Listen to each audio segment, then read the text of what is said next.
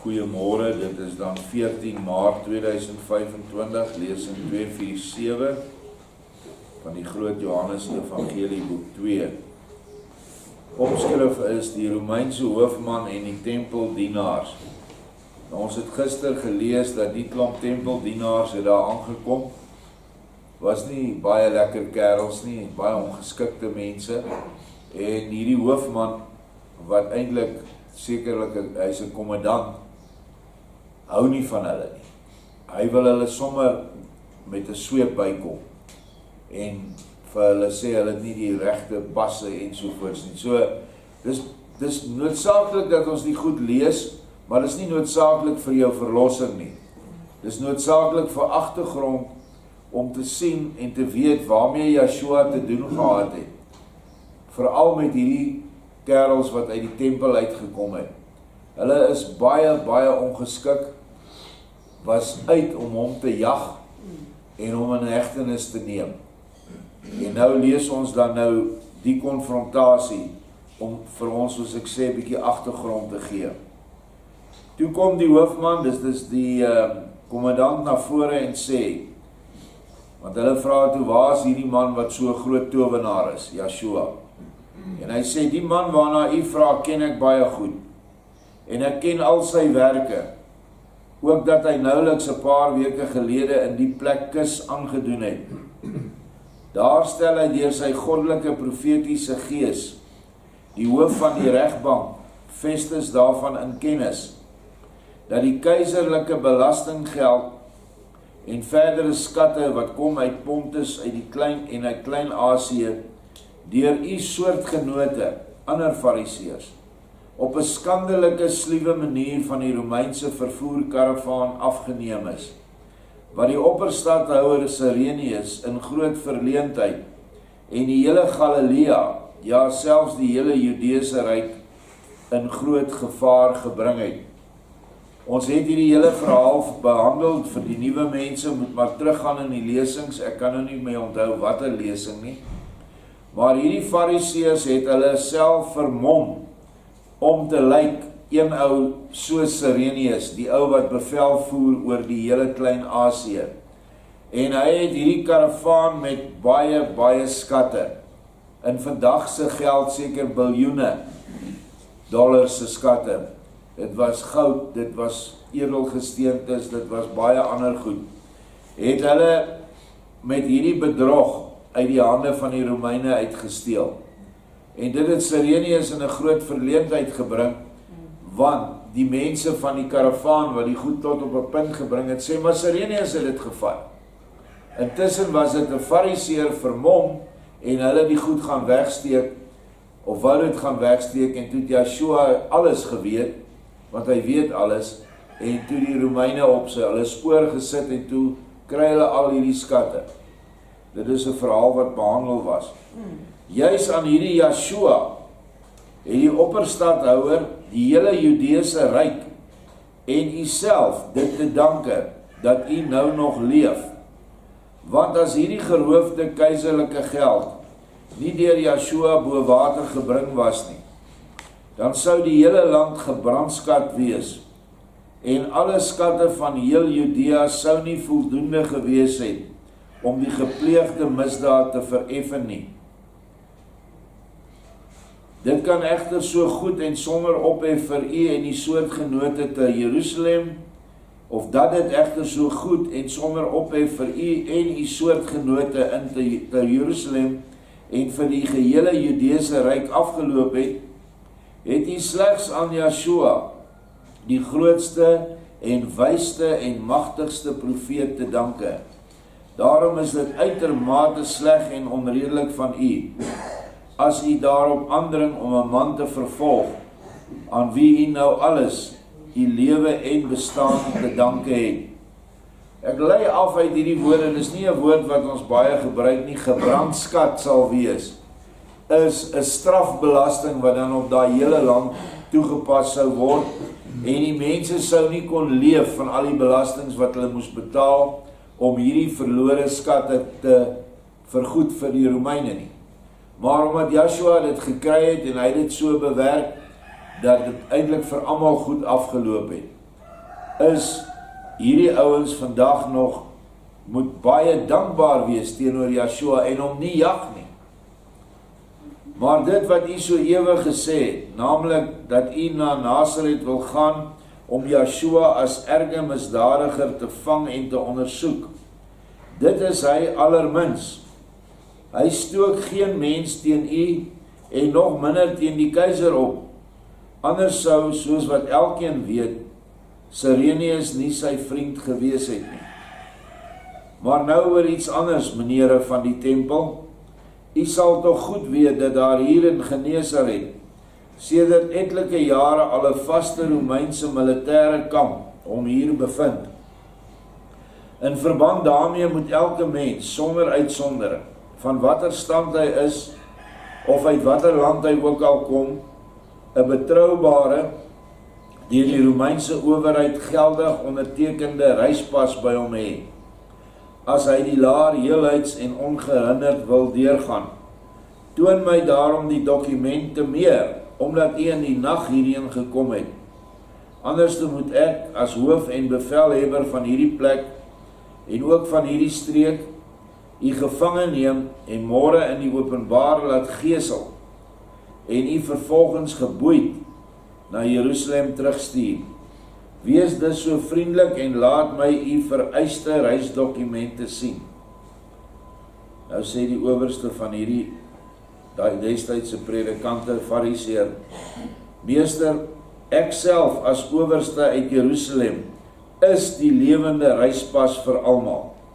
En 'n ander een het ons nie nodig nie, want ek is ook 'n maghebber en ek besit 'n keiserlike voorreg in die dag en in die nag om deur die hele Israel te reis. Ons is deur Elohim God gesalf en wie diegene wat 'n hand na ons toe sou uitsteek. Nou sê die hoofman, die keiserlike voorreg geld slegs vir plekke sonder kamplaar, maar vir plekke waar daar 'n openbare kamplaar bestaan, geld die keiserlike voorreg nie. Die owerste sê, van so 'n voorskrif het die mense ons nog nooit iets van vertel nie. Dus kon ons onsself ook net daaraan hou nie, want ons is nie so dom om, as ons op reis gaan, nie vir alle sake te sorg wat vir ons veiligheid nodig is nie. Maar as so iets hier nodig is, dan stuur ons dadelik 'n bode na Jerusalem, en dan kan u môre om hierdie tyd die nodige reisdokumente in u hande hê. Die hoofman sê, dit is nie nodig nie, want ek bepaal self of ek u verklaring glo of nie. Maar ek sal u streng in die oog hou. As ek ook maar iets merk wat vir my verdag sou lyk, is u onmiddellik my gevangene. Vir nou en vir solank u hier bly, kry u 'n sterk bewakingskomando, wat u ook teen betaling van 100 silwergeldstukke tot op die grens van die gebied sal begelei. As u egter die noodsaaklike reisdokument by u gehad het, dan sou dit u niks gekos het nie. Nou kom hierdie predikant en hy sê, dit sal die herbergier vir ons betaal, dis nou Ebal, omdat ons op reis nooit geld mag saamneem nie. Want die aarde is van Elohim en ons is sy knegte, en het van Elohim God die reg gekry om die hele aarde ons besit te noem en orals te oes, ook al het ons nie gesaai nie. Nou hierdie aanhaling wat hy hier maak, is 'n aanhaling wat vandag nog deur die Jode geglo word, want dit kom uit hulle Talmud en hulle Kabbala. So nou sien ons waar hierdie fariseërs vandaan kom. Hulle het nie die Bybel as hulle norm nie, of die wet van Moses wat hulle veronderstel was om te sê, of om aan te haal nie.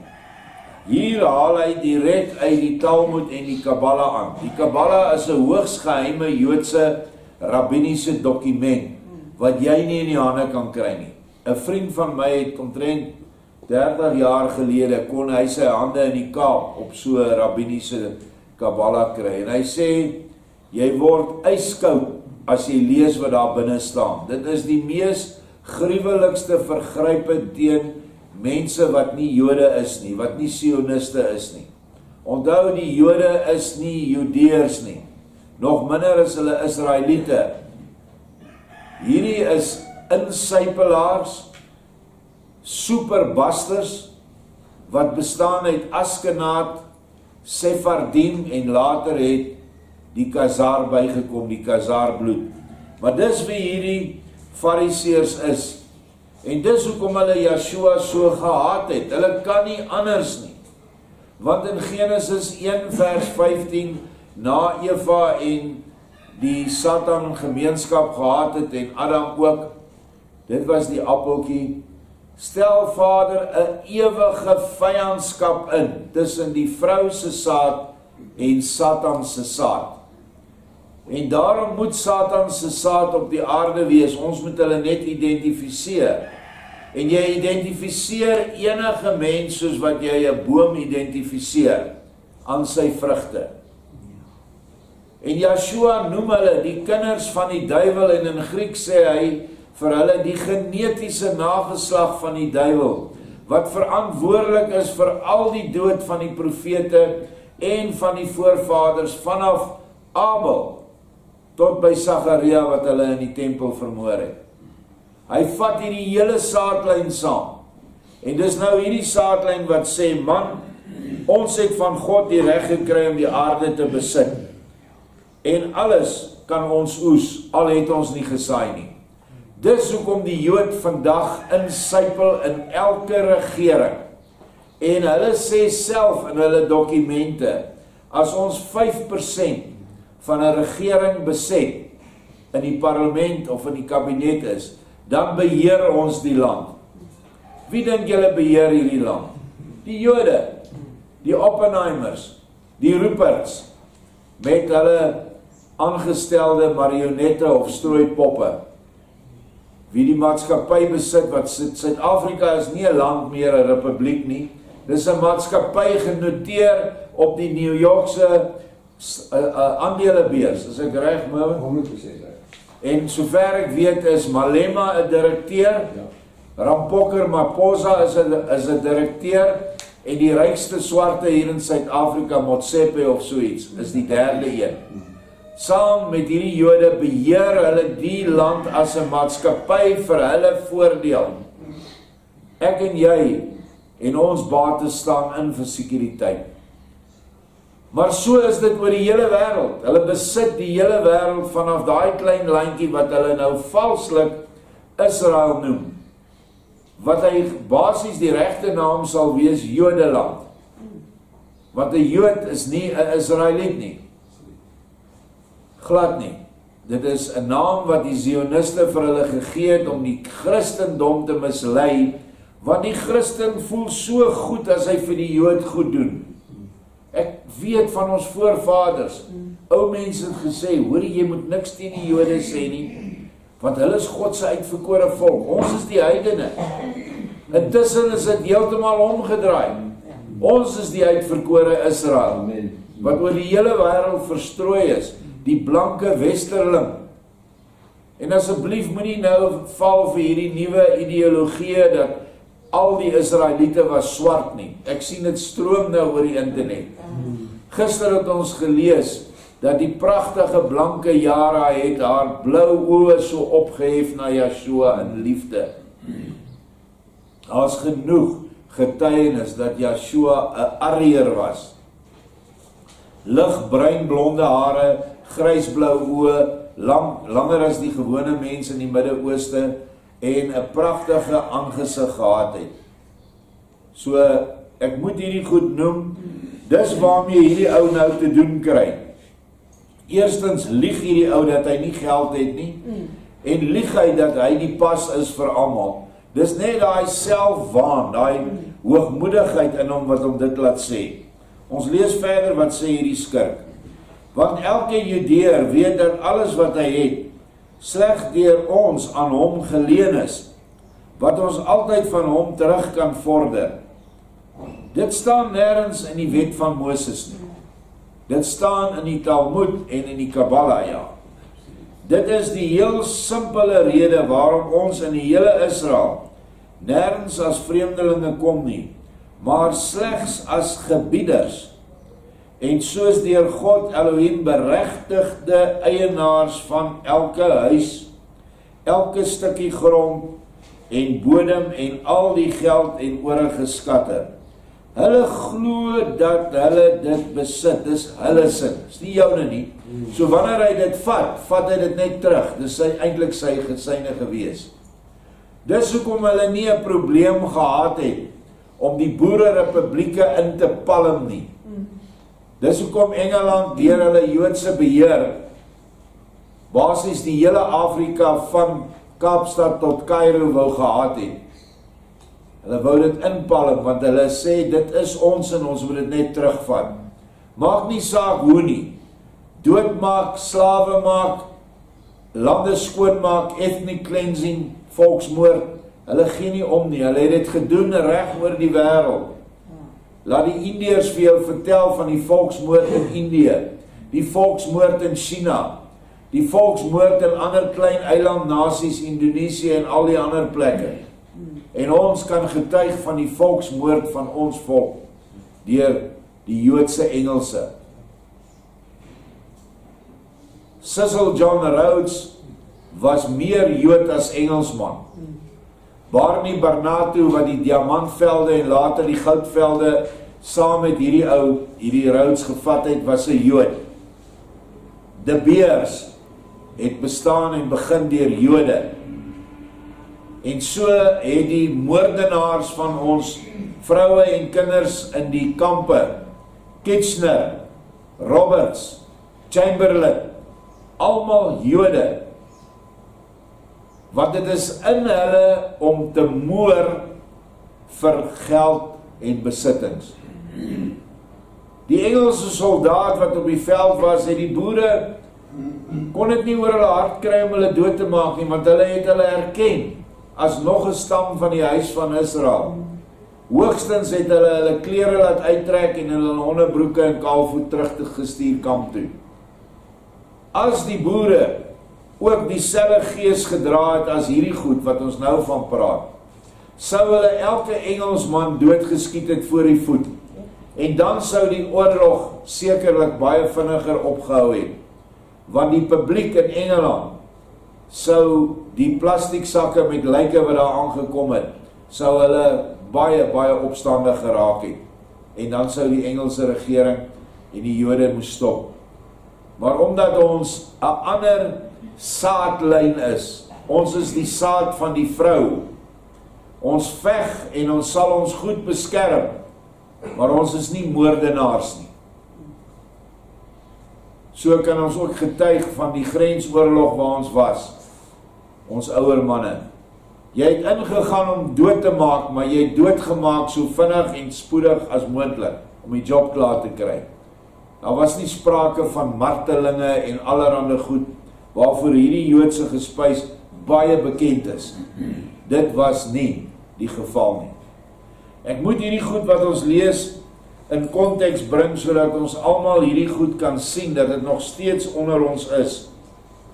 Hulle besit alles, daarom kan ons Ebal, dis die eienaar van hierdie herberg, hierdie gastehuis waar Yeshua nou bly, sonder meer opdra om vir ons die 100 geldstukke te betaal, want hy verkry dit op ons grond en bodem. En as hy dit nie wil doen nie, gee ons al hierdie besittings van hom aan 'n ander, wat hom nie bedruk sal maak oor 100 geldstukke nie. Watter arrogansie van hierdie fariseer. Omdat Ebal baie nou hiermee te maak het, maak hy nou ook sy mond oop en sê, my menere, nou vergis u uself tog 'n bietjie.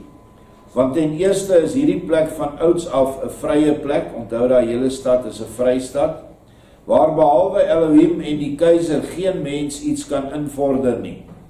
En ten tweede het ek hier ingetrou by my tweede vrou, wat die enigste kind was van 'n gebore Griek, wat pas deur my 'n Judeër geword het. Moet seker wees wat eers deur my, die woord in Hollands is pas, eers deur my 'n Judeër geword het. Al hierdie besittings is dus nie myne nie, maar van my tweede vrou en na haar van haar dogters. Ek besit sodoende niks, en daarom kan daar van my ook niks afgeneem word nie, en die 100 geldstukke sal u dus self moet betaal. As u my nie wil glo nie, vra dan maar die hoofman hier, hy is my enigste gesag, en sal dit vir u vertel. Dadelik sê die hoofman, ja, dit is so. U moet self die 100 silwer geldstukke betaal. Smeek en protesteer sal nie help nie, maar ek is slegs hier om dit aan julle te beveel en om dit te eis. Die owerste sê, maar as ons nou dadelik 'n vinnige ryer as bode na Jerusalem stuur, dan is hy môre teen die middag met die nodige dokumente hier. Die hoofman sê, dit beteken niks, want die 100 geldstukke moet u net betaal, omdat u sonder so vereiste dokument hierheen gekom het. Dis geen verder gepraat daaroor nie. Nou sê die owerste van die Fariseërs, maar ons het geen geld by ons nie, want as ons reis, neem ons nooit geld saam nie. Dit is by ons wetlik voorgeskryf. Waar moet ons dan geld vandaan kry? Hier lieg die ou. Die hoofman sê, daarvoor sal ek wel sorg. As daar geen geld is nie, maak ons gebruik van die pandreg. Die effekte wat u, soos ek gehoor het, massaal saam met u neem, sal wel 100 geldstukke werd wees. Die owerste sê, dit is wel 1000 maal soveel werd, maar dit is alles Elohim, God se gewyde dinge, en Elohim sou diegene wat hom daaraan sou vergryp, baie gou doodmaak. Daarom sal die verseker nie daaraan mag kom nie, en dit nog minder mag saamneem. Die hoofman sê, so baie sal dit nie wees nie. Ons sal eers kyk of die dinge wat aan Elohim gewy is, werklik so gevaarlik is. Nou wil hy gaan kyk, wat gaan op hulle vrag aan. Al die Fariseërs skreeu, nee. Die 100 geldstukke sal ons toch wel byeen kan bring, want ons mense het wel geld by hulle. So daai ou het blaatant gelieg. Dan gaan 'n Fariseër na buite en bring 'n beurs met die 100 geldstukke, gee dit aan die hoofman en die hoofman gee die beurs aan die onderaanvoerder, wat die geld moet tel. Omdat die hoeveelheid klop, beveel die hoofman die onderaanvoerder om die geld in die kas van die arme sondaars te lê, wat die onderaanvoerder ook dadelik doen. Dit lyk my dit was 'n gebruik gewees in hierdie gastehuise of herberge, dat daar 'n kas was vir arme sondaars. En mense het maar geld ingegooi. Soos wat ons baie keer in 'n besigheid kom, dan is daar 'n groot pot op die tafel vir een of ander saak, neem hulle geld in. Nou sê die owerste, dit is hier 'n vreemde gebruik om die gewyde of die heilige geld in die kas van die arme sondaars te lê. Want ons is tog dienaars van Elohim. Weet jy dan nie dat diegene wat 'n dienaar van Elohim beledig, ook Elohim beledig nie?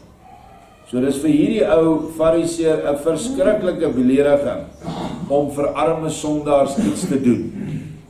Hy kan dit nie verdra nie. Nou sê die hoofman, wat gaan u God my aan?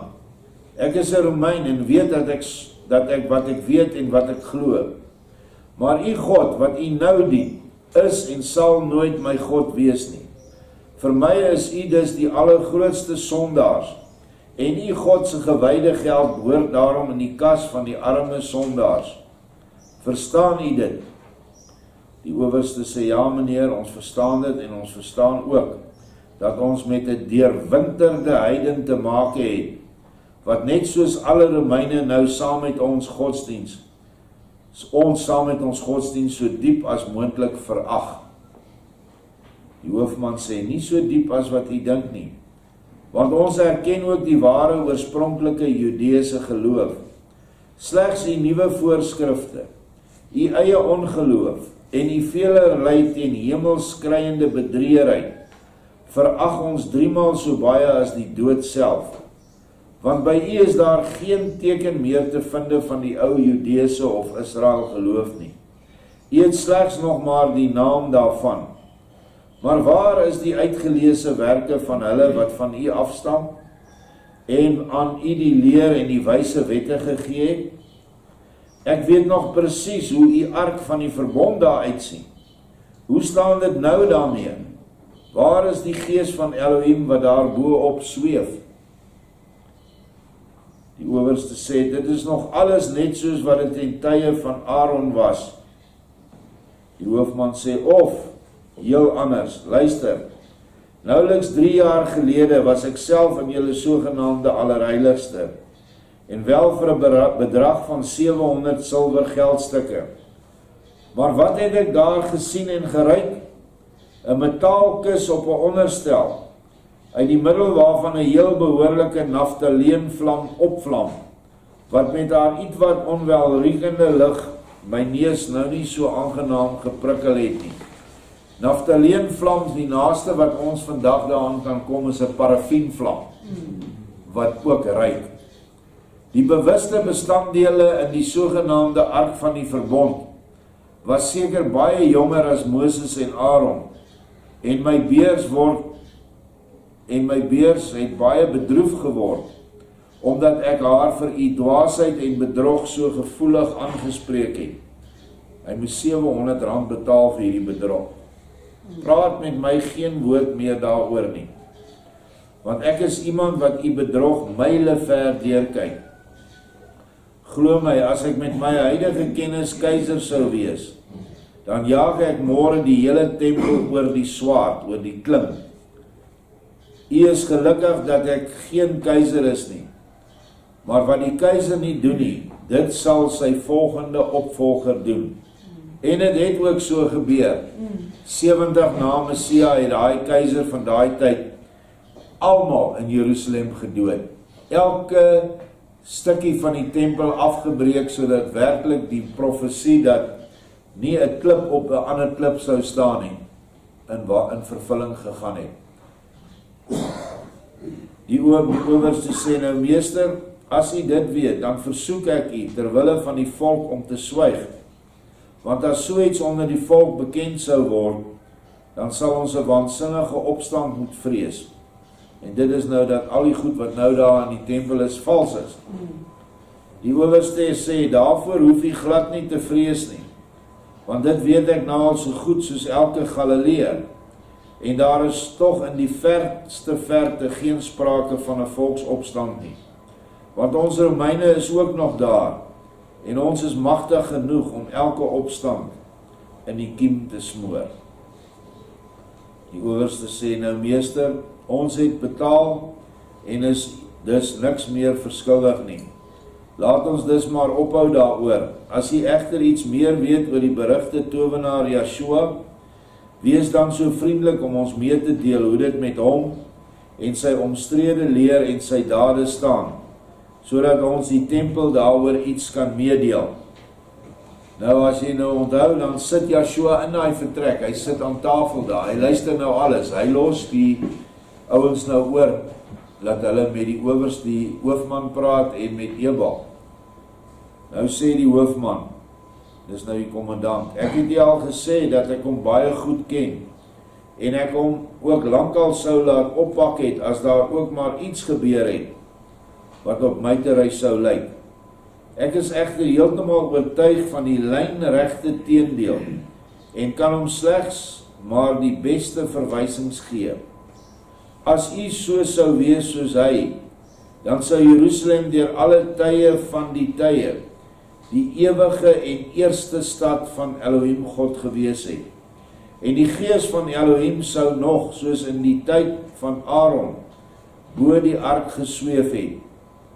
Maar u is presies die teendeel van hom, en daarom sal u stad en u tempel nie meer lang bestaan nie. Sê dit maar aan u kollegas, sodat hulle dit in die koppe kan kry op watter sandbodem hulle stad en hulle tempel gebou is. Maar môre sal u met u oë en ore meer te wete kom. Daarom beter u nou gaan slaap. Nou met hierdie woorde is dit duidelik nie die hoofman wat hier praat nie. Soos Joshua beloof het, as julle voor die vergaderings en voor hierdie owerstes en goed kom, moenie bekommer wat julle sal sê nie, ek sal julle die woorde in die mond sit. En hier sit hy nie net woorde in hierdie man se mond nie, maar ook profetiese waarhede, dat die tempel vernietig sal word binnekort met alles. En al hierdie dinge wat hier voorspel is, het in vervulling gegaan. Nou sê die owerste, ons bly hier aan tafel sit, want u veelzeggende woorde het ons vir dae lank die slaap ontneem. Wie wil slaap, kan slaap, maar ek sal sekerlik helder wakker bly. Maar daar by die hoek van die tafel sit nog 'n gas met 'n meisie. Wie is dit dan? Kan hy gerespekteer word, of is hy en die meisie 'n gevangene van u? Het hy dalk ook geen reisdokumente by hom nie? Die hoofman sê, dit gaan u niks aan nie. Hy staan onder my beskerming, maar ek hoop dat u hom môre beter sal leer ken. Einde van die hoofstuk. Weereens, soos ek sê, nie so seer vir ons redding nie, maar vir agtergrond oor die verhouding tussen Romein, Fariseer en dan die volk. En hierdie mense was verag deur die volk en sowel deur die Romeine. Hulle het nie van hulle gehou nie. En dit gaan deur tot by Pontius Pilatus, die verhaal van Yeshua se kruisiging. Pontius Pilatus wou glad niks te doen gehad het met hierdie moord op Yeshua nie, want dit was 'n moord. Maar hierdie tempelfariseërs het aanhoudend geskree, kruisig hom, kruisig hom. As jy die boek lees, ek dink dit is die evangelie van Nikodemus, toe Yeshua ingelei is in die hofsaal, al die wagte wat daar staan, hulle het so gestaan met lanse, dit is so 'n lang ding waarmee hulle geveg het, dan deurboor hulle die mense as hulle op hulle afstorm. Toe Yeshua deurkom, toe buig al die lanse tot by die grond. Staal het gebuig voor die skepper van die heelal. Toe word daai fariseërs so kwaad dat Pontius moes hulle weer laat inkom en ander wagte opsit. Toe buig die staal lanse weer 'n keer. Dit alleen moes vir hulle 'n teken gewees het dat hulle is besig met nonsens. Toe probeer Pontius 'n ander ou kruisig dat hulle Yeshua vrylaat op daai dag, want jy kon een ou vrylaat. Toe sê hy of hy of Barabbas. Toe skreeu almal Barnabas, hierdie een moet gekruisig word. Toe gaan Pontius Pilatus verder en hy sê, ek sien geen fout in die man nie. Hy praat met Yeshua. Yeshua sê vir hom, jy moet doen wat jy moet doen, want dit is die vervulling van die profesie. Hy was nog sy hande in onskuld, om te sê dat hy niks aan het hierdie dood nie, want die klomp fariseërs is slim. Hulle sê toe vir hom, as jy nie hierdie man gaan kruisig nie, gaan ons vir die keiser sê, jy sien hom as 'n koning, as jou koning. En dis hoe slie hierdie tempeldienars, hierdie Jode is, en was. En vandag nog staan hierdie moord hoog aangeskryf in hulle Talmud, die verskriklike aanklagte wat hulle vir Yeshua daar maak, alles vals, word vandag nog deur hulle nageslag geglo en beoefen. Die walglikhede oor Yeshua se geboorte, walglike dinge oor Maria, die moeder van Yeshua, en allerhande ander dinge, is in hierdie boeke geskryf. Daarom haat hulle Yeshua met 'n passie, en kan hulle nooit die bewakers van die nuwe eindtyd tempel wees nie. Daar kom 'n tempel aan die eindtyd, maar dit is die tempel in die harte van Yeshua se kinders. Die tempel wat hierdie Jode, hierdie nageslag van moordenaars, en die moordenaar sê toe, ons sal hom doodmaak, en sê vir Pontius, laat sy bloed op ons en ons nageslag kom. Wat 'n verskriklike vloek was wat hulle op hulle nageslag geplaas het. En so glo daai nageslag nog vandag tot in die jaar 2025. Haat hulle hom nog steeds. Getuig hulle teen Yeshua met alles wat hulle het. Hier en daar sal jy 'n Jood kry wat tot bekering kom, maar as jy mooi gaan kyk, dan is hy gewoonlik nog uit die egte Judeese saad, uit die stam van die Lewiete af, en nie van hierdie Sephardim, Askenatiese en Khazar saad nie. Sien hierdie ding in die wêreld wat nou afspeel, presies soos wat hierdie in die kleine in daai herberg afgespeel het. En neem kennis daarvan, dat hierdie goed ook in die tyd waarin ons deur Yeshua beskerming gaan kry, gaan probeer om die ware bruid van Yeshua in die hande te kry. Want 2000 jaar gelede moes hulle die bruidegom vermoor. Nou is hulle moord gefokus op die bruid, op hulle wat die gees van Yeshua in hulle dra. En moenie 'n fout maak nie. Hulle weet presies wie dit is. Daarom die gedurende oor 200 jaar, 300-400 jaar vervolging van die boervolk en die aanhoudende verdrywing van die boervolk van sy grond af. Selfs nou, waar dit baie ernstig begin raak in hierdie land. En hulle gebruik geskikte handlangers, soos Malema en Ramaphosa. Hulle is te slim om die vuil werk self te doen. Agter hulle sit hierdie Joodse Engelsmanne, soos Lord Renwick en Prins Charles en al daai ouens. Moet niks glo wat hulle vooraf vir jou sê nie. Hulle doen presies die teenoorgestelde agteraf.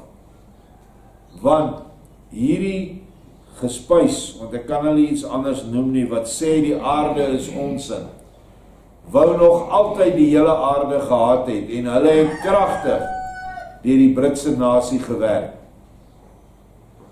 om dit te bewerkstellig.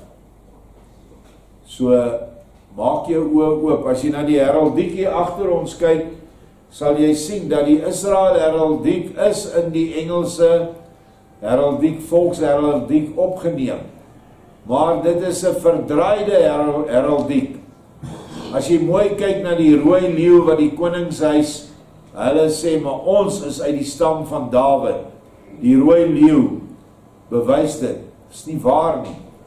As jy mooi kyk op vergroting, sien jy die rooi leeu grynslag, want hy is heel bo.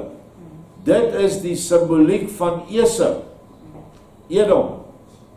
Die ware leeu's van die verbond is die goue leeu's. En die goue leeu's was in Holland. En die goue leeu's wat die so staan om die wet van Moses, die kliptafels, is die eerste embleem wat opgesit is in die kasteel in die Kaap, toe hulle die kasteel klaar gebou het. En so het die ware goue leeu van Juda simbolies na Suid-Afrika toe gekom. En dit is die laaste Juda vorming van die Judeese, ware Judeese volk uit Juda en Benjamin. Dis wie ons is. Maar dis 'n verborgenheid en sal 'n verborgenheid bly, behalwe vir Vader se kinders, tot die tyd sal kom wanneer hy self dit sal openbaar. Baie dankie. Daar kan ek iets bysê asseblief. In verband met die korporasies, daar was nie 'n land in die wêreld waar nie 'n korporasie bestaan was. Dit is almal aan die Royal Huis van Engeland, soos jy nou van pas gepak. Hierdie naweek word ons nou intree, word dit alles afgedoen. Wêreldwyd. Daar gaan nie meer korporasies bestaan vanaf maandag nie. Dit is 'n feit wat aangaan.